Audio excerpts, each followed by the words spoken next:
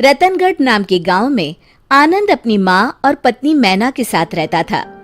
मैना देखने में बहुत खूबसूरत और व्यवहार कुशल थी, लेकिन वो अपने साथ कुछ खास दहेज लेकर नहीं लाई थी, इसलिए आनंद की माँ उसे पसंद नहीं करती थी।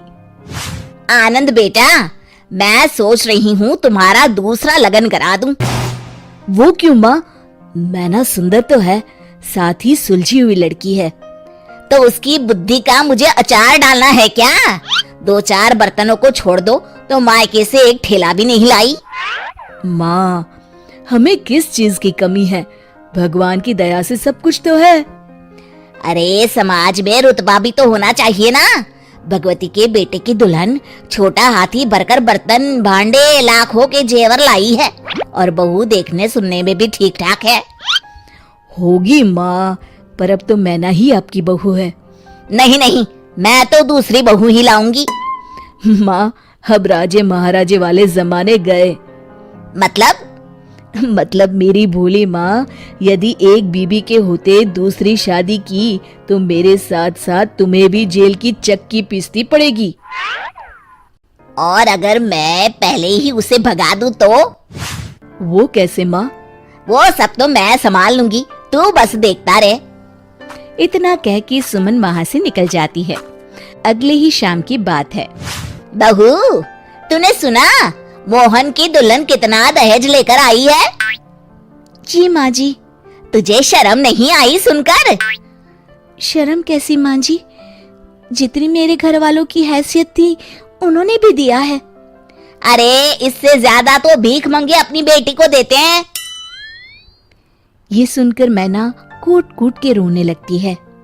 ये रोना धोना अपने मायके में जाके करियो। मैं तो अपने आनंद का दूसरा लगन कराऊंगी। उसके लिए मैंने तो लड़की भी देख रखी है, शुभा। खूब पैसे वाले लोग हैं।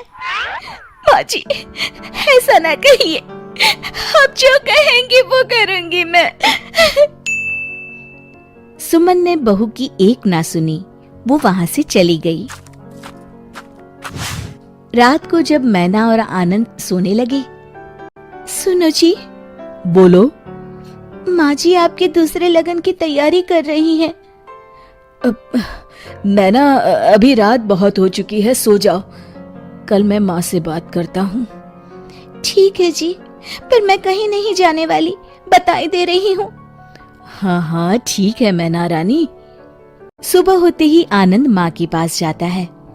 माँ, मैना बहुत अच्छी लड़की है और बुद्धिमान भी है, क्यों आप दूसरे लगन के चक्कर में पड़ी हैं? ऐसी कौन सी बुद्धिमानी तुझे दिख गई जो मुझे ना दिखी? माँ, आप जैसे चाहे वैसे पता लगा सकती हैं। अच्छा ठीक है, लेकिन तब तक तू उससे कुछ नहीं कहेगा। हाँ ठीक है माँ, जैसी आपकी इच्छा। चलो मैं ऑफिस के लिए निकलता हूँ।